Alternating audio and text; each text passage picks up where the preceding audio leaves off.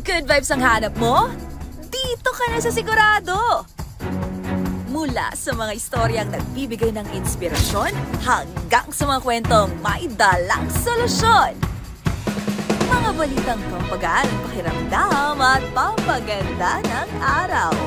Hindi lang ba sa good news, kundi the better news. Mula Lunes hanggang Biyernes, 1:00 ng tanghali sa DZRH TV.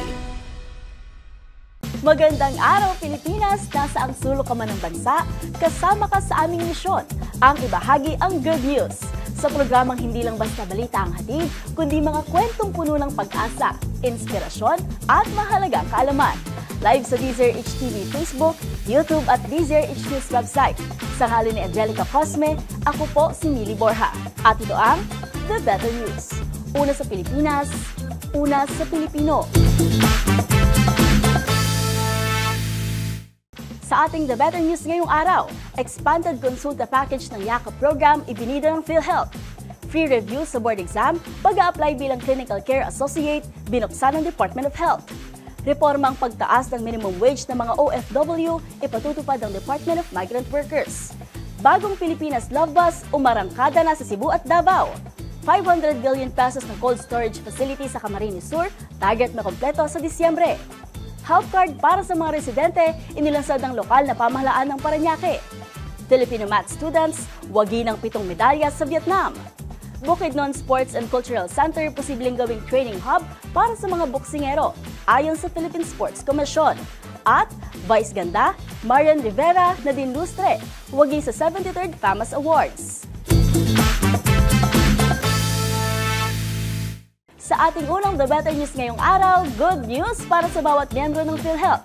Mula 20, iniakyat na sa 75 na mga pangunahing gamot ang posibleng matanggap ng bawat miyembro ng National Healthcare Service Provider sa ilalim ng Expanded Yaman ng Kalusugan o Yakap program.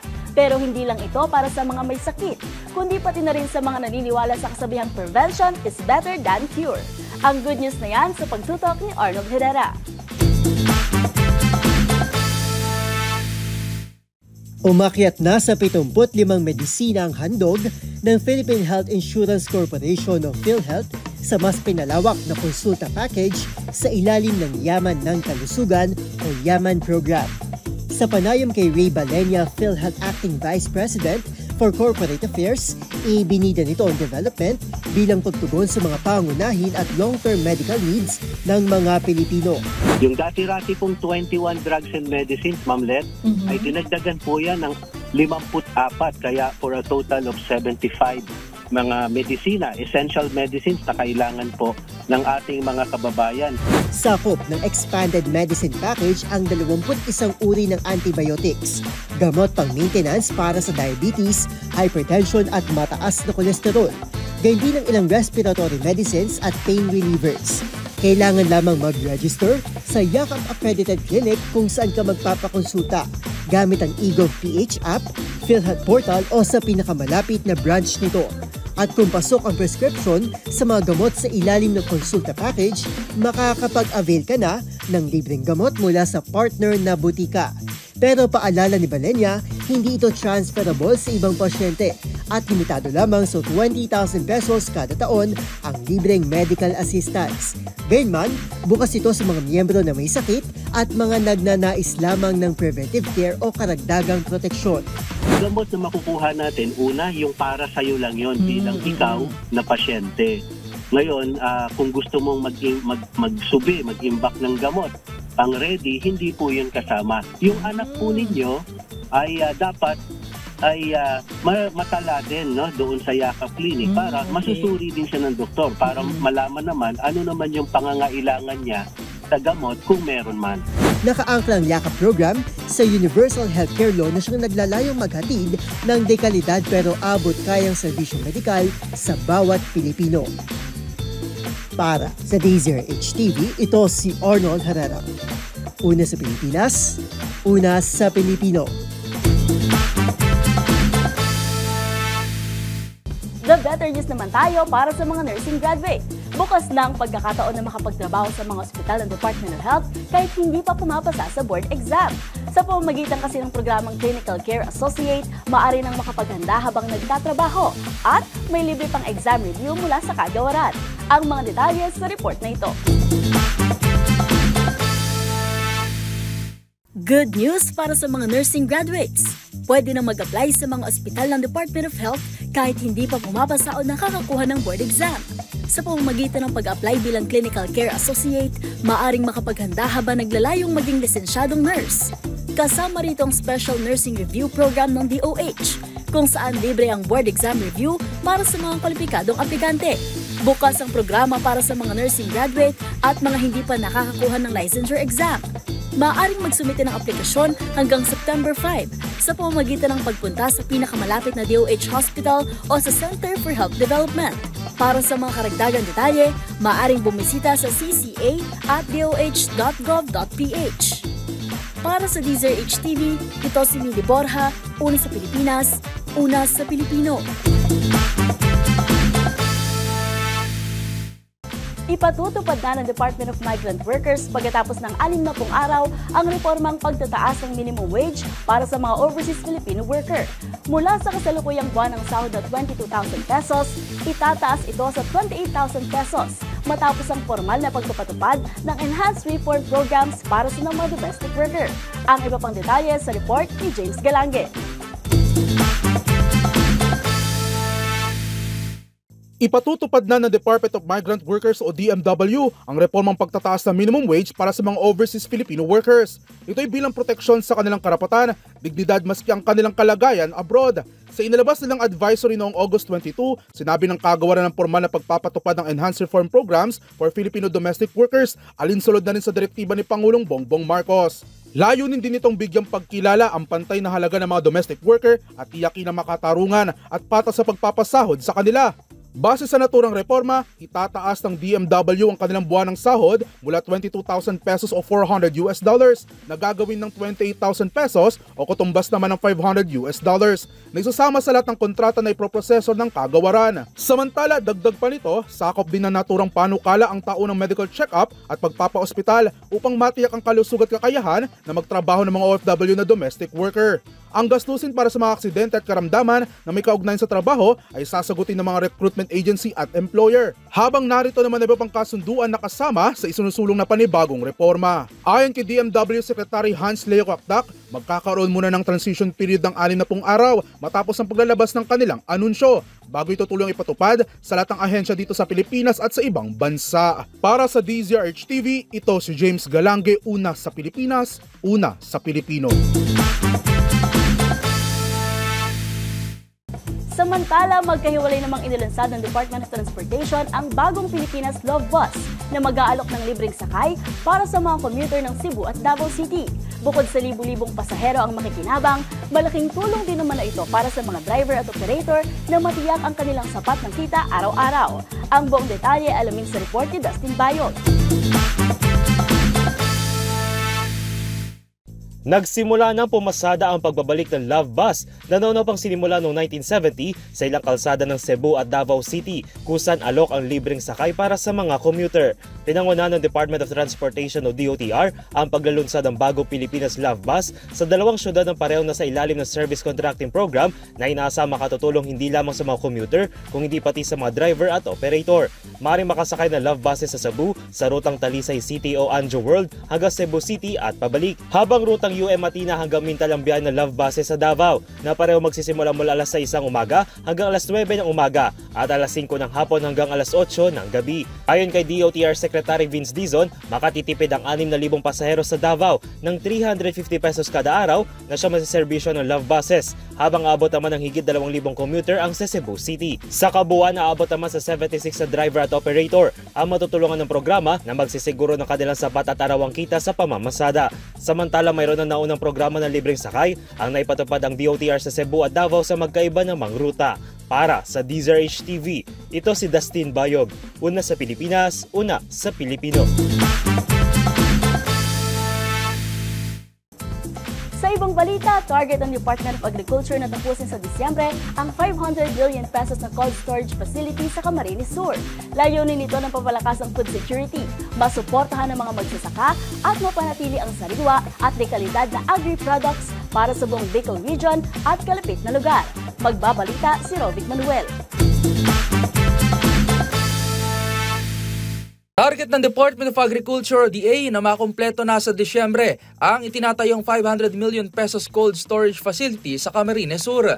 Ayon sa DA, layunin ng proyekto na ito na matiyak ang food security sa Pilipinas, makalikha ng mga trabaho at masuportahan ng mga magsasaka sa Bicol Region at sa mga kalapit na lugar. Sinabi ni DA Secretary Francisco Chu Laurel Jr. na kayang makapag-imbak ng iba't ibang agricultural products ang pasilidad, kabilang na mga gulay, karne, manok at isda. May kalakip din itong solar power system upang makatipid sa kuryente, gayon din ang blast freezer, processing area at packing area para sa mas maayos na paghahanda ng mga produkto. 6 na refrigerated warehouse naman ang itatayo sa pasilidad na bawat isa ay may kakayanang makapag-imbak ng 224 tonelada o mahigit 1,300 tonelada sa kabuuan. Dinisenyo ang pasilidad hindi lamang para sa Camarines Sur, kundi para rin sa buong Bicol Region at mga agri-products mula Visayas at Mindanao na dadaan sa probinsya patungong Metro Manila at iba pang mga pamilihan. Samantala, plano ring magtayo ng kaparehong pasilidad sa Taguig City, Cabanatuan, Occidental Mindoro at sa Isabela. Para sa DZRH TV, ito si Rovic Manuel. Una sa Pilipinas, una sa Pilipino. Mas pinadali na ang pagkuha ng mga serbisyo mula sa pamahalang lungsod ng Parañaque. Inilunsad na kasi ang Health Card o ang Health, Education, Lifestyle and Livelihood Card na layong magbigay tulong sa mga residente. Unang makikinabang dito ang mahigit 100,000 senior citizens at persons with disabilities. Habang simula sa susunod na taon, bukas na rin ang registration para sa lahat ng mga taga-Parañaque. Ang The Better News na yan sa report na ito. Inilunsad ng pamahalaang lungsod ng Parañaque ang Health Card o Health, Education, Lifestyle and Livelihood Card upang mas mapadali ang pagkuha ng mga serbisyo ng gobyerno para sa mga residente. Unang ipamimigay ang Health Card sa mahigit 106,000 senior citizens at persons with disabilities sa lungsod. Simula naman sa susunod na taon, maaari ring magparehistro ang lahat ng residente sa health.parañaque.gov.ph o sa mga online registration hub sa mga partner malls. Ayon kay Mayor Edwin Olivares, layunin ng programa na tugunan ng pang-araw-araw na pangangailangan at hamon ng mga taga-Parañaque. Sa pamamagitan ng Health Card, mabibigyan ng mga card holder ng iba't ibang uri ng tulong mula sa pamahalaan at makakakuha ng diskwento sa mga ospital ng lungsod, mga paaralan at ilang private partners.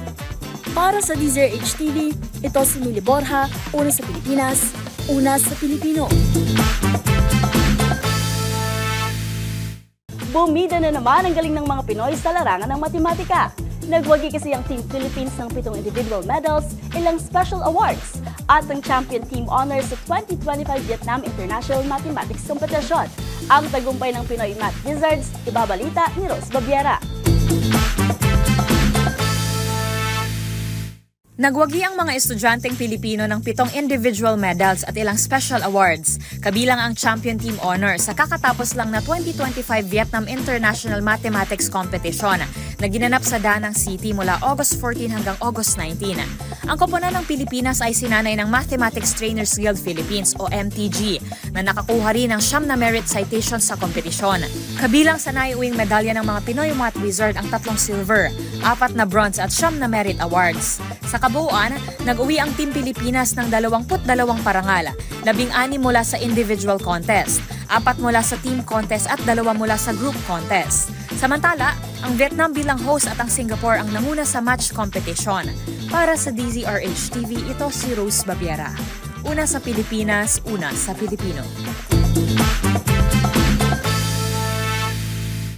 The Better News naman tayo sa mundo ng palakasan.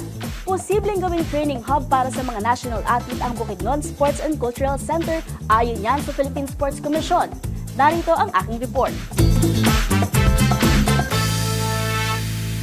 Kinukonsidera ng Philippine Sports Commission ang Bukidnon Sports and Cultural Center bilang isa sa mga posibleng training ground para sa mga susunod na pambansang atleta matapos ang isinagawang inspeksyon sa world-class na pasilidad.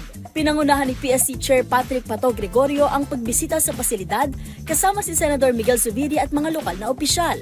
Tampok sa Sports Center ang 50,000-seat stadium, track and field oval, football field at aquatic center na may Olympic-sized swimming pool at diving pool. Ayon kay Gregorio, akma ang pasilidad para sa rehiyon, lalo na pagdating sa larangan ng boxing. Bukod sa pangunahing pasilidad, mayroon din itong 3,000-seat gymnasium para sa mga basketball, badminton at martial arts, pati na rin sa tennis court, open field, auditorium at museo.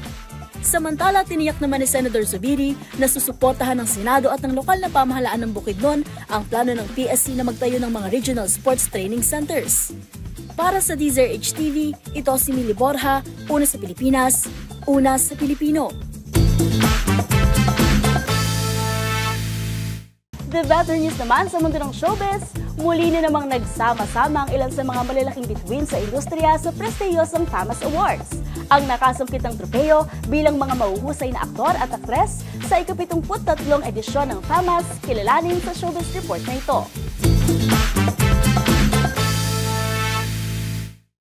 Wagi bilang Best Actor sa nagdaang 73rd FAMAS Awards si Vice Ganda.